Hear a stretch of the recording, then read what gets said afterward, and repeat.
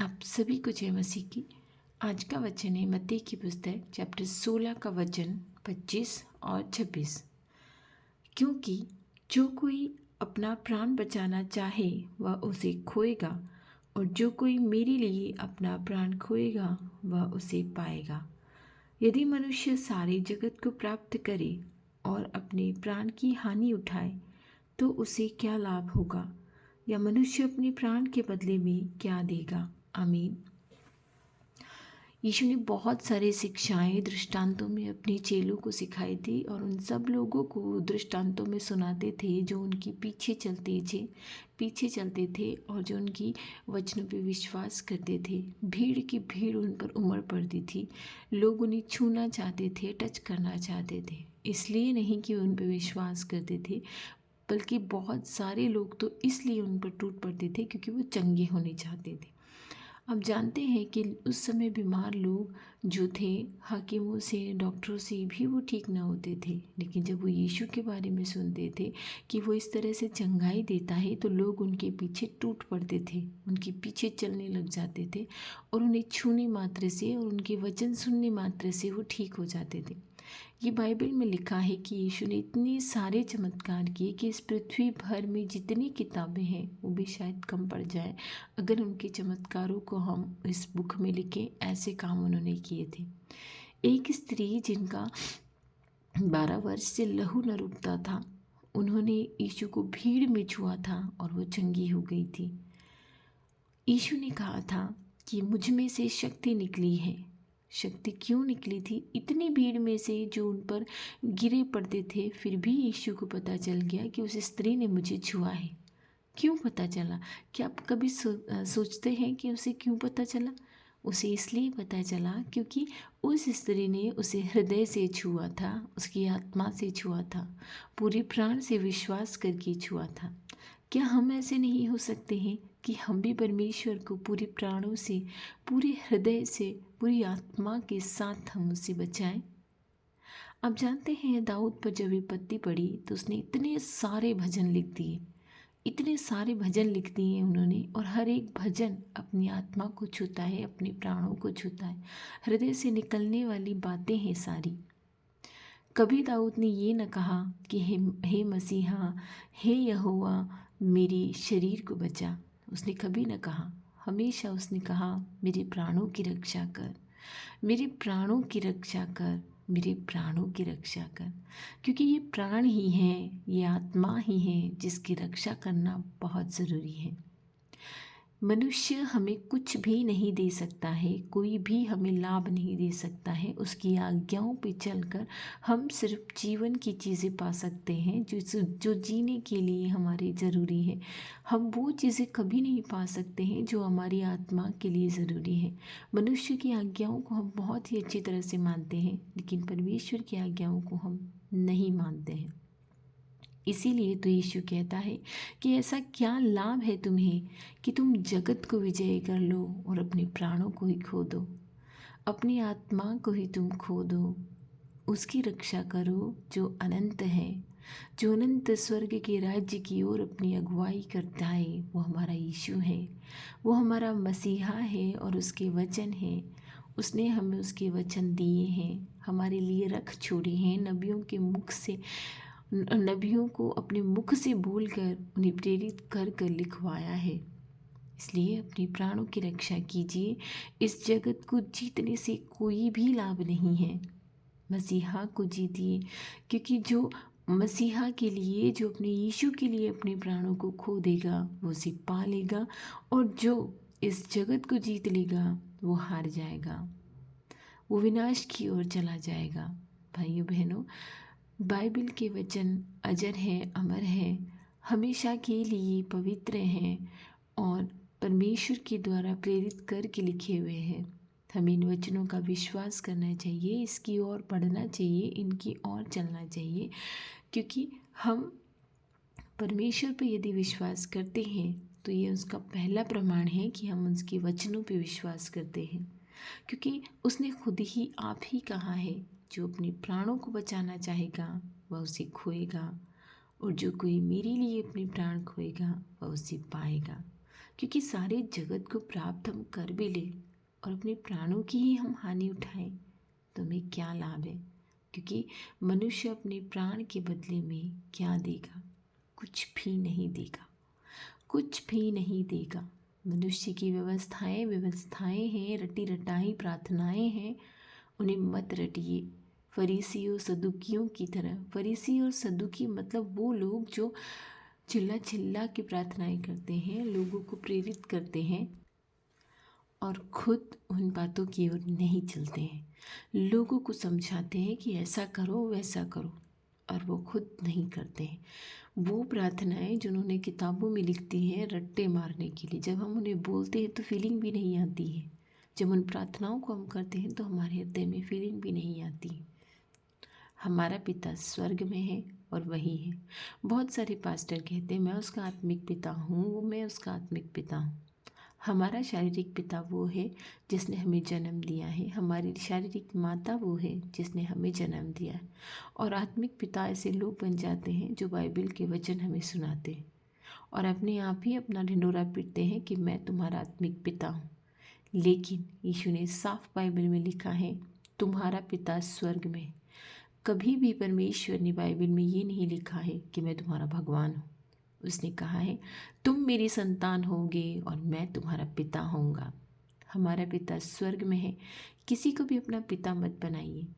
हम सब भाई बहन हैं इस पृथ्वी पर, हम सभी भाई बहन हैं। क्योंकि जब एक स्त्री के बारे में उनके चेले यीशु से पूछते हैं कि ये स्त्री पहले पति के मरने के बाद उसके भाई से शादी कर लेती है, फिर दूसरे पति के मरने के बाद भी इस तरह से वो 7 भाइयों से शादी करती है, सातों उसके पति बन जाते हैं, तो वो जब उसका न्याय होगा तो वो किसकी पत्नी बनेगी? तो यीशु कहते हैं ये पृथ्वी पर है सारे भाई बहन पति पत्नी सारे जो रिश्ते हैं वो सिर्फ पृथ्वी पर हैं। स्वर्ग के राज्य में, परमेश्वर के राज्य में हम सब भाई बहन हैं।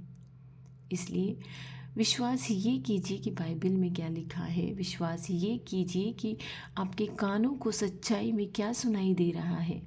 अपने मन उन कथा और कहानियों पर मत लगाइए जो आपके कानों को सुहावने लगते हैं। उन बातों पे लगाइए जो आपको कानों को सुहावने नहीं लग रहे हैं लेकिन आपका हृदय ग्रहण कर रहा है। और वो है सच्ची बातें, यीशु की बातें, मसीहा की बातें जो बाइबल में लिखी हैं। विश्वास ये कीजिए कि वचन क्या कहता है। विश्वास ये मत कीजिए कि लोग आपको कितना मसाला लगा कर हर बात को सुनाते हैं। क्योंकि परमेश्वर ने साफ कहा है कि अगर तुम अपने प्राणों की हानि उठाओ और जगत को जीत लो तो तुम्हें क्या लाभ है? क्योंकि प्राण ही तो अजर अमर है, प्राणों का ही तो न्याय होगा। शरीर तो मिट्टी से बना है और उसी मिट्टी में मिल जाएगा। मनुष्य को परमेश्वर ने 7वें दिन बनाया था, 6ठे दिन बनाया था, 7वें दिन उसने विश्राम किया था। 6ठे दिन आखिर में मनुष्य को बनाया था मिट्टी से। पहले उसने मिट्टी बनाई, फिर उसने मनुष्य बनाया। उसने अपने स्वरूप में मनुष्य को बनाया और उसके नथनों में अपनी प्राणवायु फूकी थी। वही प्राणवायु परमेश्वर वापस खींच लेता है और मनुष्य मिट्टी में से जो निकला है मिट्टी में ही मिल जाता है। हमें इन बातों को समझने की बहुत ज़रूरत है। किसी को पिता मत कहिए। पिताजी सिर्फ वही हैं जो आपके शारीरिक पिता हैं और वो तब तक पिता हैं जब तक वो आपके सामने जीवित है। उसके बाद में आपका कोई पिता नहीं है। पिता वो हैं जो परमेश्वर हैं, जो स्वर्ग में हैं और जो आपकी प्रार्थनाएं सुनते हैं, दिन रात सुनते हैं। प्रार्थना ऐसे कीजिए जिस तरह से लहू बहने वाली उस नारी ने उसको छूने की लालसा रखी, उसे छुआ और वो चंगी हो गई। आमीन। वो परमेश्वर आपको छुएगा, आपको चंगा करेगा यदि आप पूरे हृदय से, पूरे प्राण से, पूरे मन से, पूरी आत्मा से उसे प्रार्थना करें। आइए हम प्रार्थना करते हैं। हे भले परमेश्वर, हे मेरे मसीहा, तेरे वचन अजर हैं, अमर हैं। तेरे वचन ऐसे हैं जो हमें जीवन की ओर ले जाते हैं, उस अनंत जीवन की ओर ले जाते हैं। पर इसमें बहुत सारी बातें हैं प्रभु जो हमें समझ में नहीं आती हैं। हमें इन्हें समझने में मदद कर परमेश्वर। तू भला परमेश्वर है, तू हमारी ओर कान लगाता है, तू हमारी सुधि लेता है। तो कितना भला है कि जिन लोगों के लिए मैंने प्रार्थना की है उनको तुमने रोज़गार दिया है। उस नारी के लिए जो तेरी पुत्री है कमला, उसके लिए मैंने प्रार्थना की, तूने उसे चंगाई दी है परमेश्वर। एक ऐसी बीमारी से वो जूझ रही है जिसे डॉक्टर चंगा नहीं करना चाहते हैं। डॉक्टर कहते हैं कि ख़त्म हो चुकी है अंदर से, लेकिन वो अंदर से ख़त्म नहीं हो सकती जब तक तू उसे ख़त्म न करेगा। वो चंगी हो गई है प्रभु, वो जीवित हो गई है, वो जिंदा है। ये तेरी ही दया है प्रभु, और मेरा पूरा विश्वास है ये तेरी ही दया है कि तू उसकी हड्डी हड्डी को, उसके नस नस को, उसके मांस मांस को छू कर उसे तू चंगा करता है, और तूने उसे चंगा कर दिया है। आमीन। मेरे मसीहा, उस नारी की तरह उसका विश्वास बढ़ा दे। हाँ, हम तुझे नहीं छू सकते, मगर तू हमें छू सकता है। हम तुझसे प्रार्थना कर सकते हैं। क्या ही भले थे वे लोग जिनके राज्य में तू आया था, वो हमारे पुरखा जिनके राज्य में तू आया था, जिन्होंने तुझे स्वीकार नहीं किया मगर तुझे देखा, और जिन्होंने तुझे स्वीकार किया उन्होंने अनंत जीवन पाया है मसीहा। ऐसे अनंत जीवन के लोग और हमें भी ले चल मेरे प्रभु। तेरे वचनों पर हमें विश्वास करना सिखा प्रभु, क्योंकि यही है जो हमारे प्राणों को बचा सकते हैं। ये जगत हमें क्या देगा? इसे तो सिकंदर भी जीतना चाहता था, लेकिन जब मरा तो खुले हाथ करके दुनिया को दिखा गया कि मैं खाली हाथ आया था और खाली हाथ जा रहा हूँ। जिस तरह अयूब की सारी चीज़ें लुट जाने पे, उसकी संतानें मर जाने पे उसने अपना बागा फाड़ा और चिल्ला कर कहा, मैं नंगा ही माँ के गर्भ से आया था और नंगा ही लौट जाऊंगा। उस खुदा ने दिया और उसी ने ले लिया। ऐसा विश्वास करना हमें सिखा परमेश्वर। पर तेरी संतानें जो तुझे आह भर कर पुकारती हैं, और जब तक वो इस पृथ्वी पर हैं, हे मेरे मसीहा, उनकी रक्षा कर। हे मेरे प्रभु, उनकी रक्षा कर। तेरी संतानों की रक्षा कर प्रभु, जो तुझे आह भर के पुकारती है, जो दिन रात तेरी दुहाई देती है। बीमार शरीर से दुहाई नहीं दी जाती प्रभु। जब तू घायल किया गया, जब तू कोड़ों से घायल किया, जब तू क्रूस पे टंगाया गया, तेरे भी वचन यही थे, हे पिता, तूने मुझे क्यों त्याग दिया है? आज मैं उन सब बीमारों की ओर से तुझसे प्रार्थना करती हूँ, हे पिता, तूने उन्हें क्यों त्याग दिया है? उन्हें मत त्याग मेरे मसीहा। हाँ, हम तेरी तरह पवित्र नहीं हैं, हम अपवित्र लोग हैं। हर रोज़ पाप करते हैं, हर रोज़ तुझसे क्षमा मांगते हैं, मगर फिर भी उनकी दुहाई तो सुन प्रभु। हम तेरे जैसे दृढ़ नहीं हैं कि तू मरते दम तक आज्ञाकारी रहा, मनुष्य के स्वरूप में आया, और तू भी रोया था ना परमेश्वर। जब लाजर मर गया था तो तू भी रोया था, जब सब रोए तो तू भी रोया था। तूने भी मनुष्य के स्वरूप में ज़िंदगी जी है मेरे यीशु। तू जानता है मनुष्य बहुत ही दुर्लभ है, बहुत ही दुर्बल है। वो हार जाता है, छोटी सी बातों में ही हार जाता है।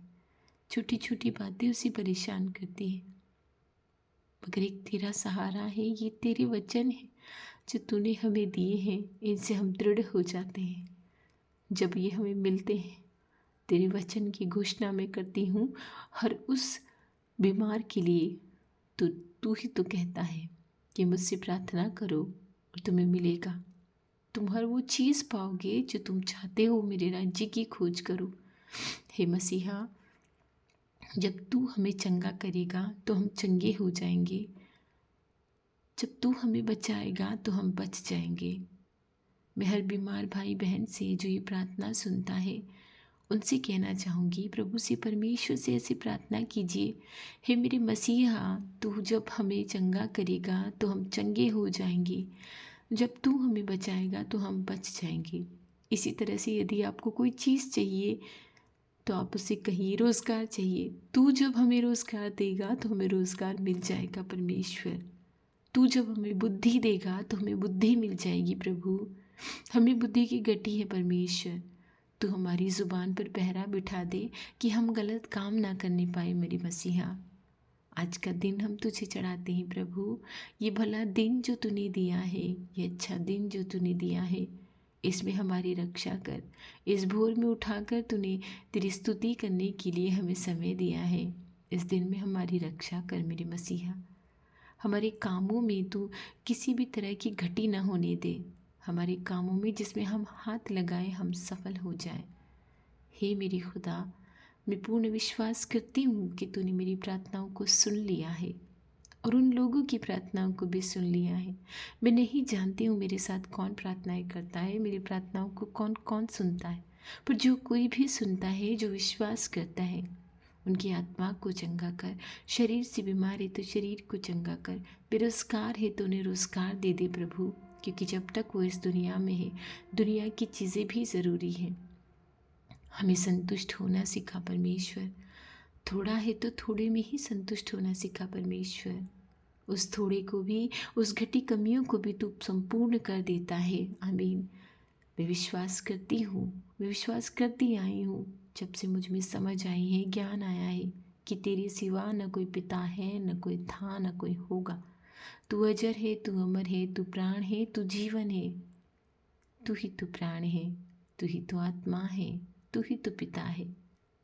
मैं पूर्ण विश्वास करती हूँ, जब जब मैंने प्रार्थना की है तूने सुनी है मेरे प्रभु, और इस बार भी तू सुन रहा है।